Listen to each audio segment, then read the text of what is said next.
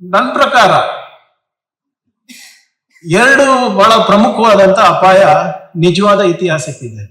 Real history has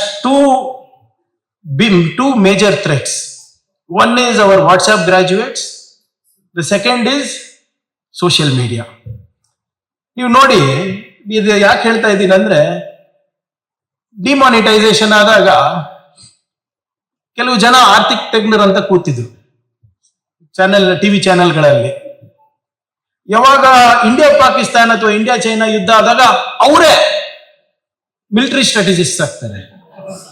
demonetisation ಇದ್ದಾಗ economist,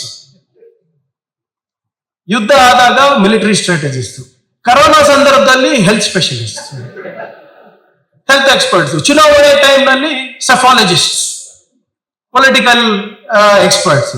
ಇಂಥದ್ದೇನಾದ್ರೂ ಸುದೀಪ್ತ ಅವ್ರು ಹೇಳಿದಾಗ ಯಾವ್ದೋ ಒಂದು ಕಾಂಟ್ರವರ್ಸಿ ಆದಾಗ ತಮಿಳುನಾಡಿನಲ್ಲಿ ದೇವಸ್ಥಾನದ ಅದರದ್ದು ದೀಪದ್ದು ಅದರದ್ದು ಕಾಂಟ್ರವರ್ಸಿ ಆದಾಗ ಅವರು ರಿಯಲ್ ಹಿಸ್ಟೋರಿಯನ್ಸ್ ಆಗ್ತಾರೆ. ಬೇರೆ ಡಿಗ್ರಿ ಪಡೆದವರು ಅವರು ಇವರೆಲ್ಲರೂ ವೇಸ್ಟ್. ಇವ್ರು ಇರೋರೇ ಬಾಡಿಗೆ ಭಾಷಣಕಾರರ ಒಂದು 4 ಜನ ಇರ್ತಾರೆ. ಪ್ರೈಮ್ ಟೈಮ್ ನಲ್ಲೂ ಅವರೇ ಬರ್ತಾರೆ, ಸೋಷಿಯಲ್ ಮೀಡಿಯಾನಲ್ಲೂ ಚಾನೆಲ್ ಅವರೇ ಓಡಿಸ್ತಾರೆ. ಅವ್ರಿಗೆ ಕೋಟ್ ಮಾಡಿ ನಮ್ಮ ಬಿಜೆಪಿ ನಾಯಕರು, RSS ನಾಯಕರು ಎಲ್ಲ ಕಡೆ ಪ್ರತಿಪಾದನೆ ಮಾಡ್ತಾರೆ. This has become the norm of the day.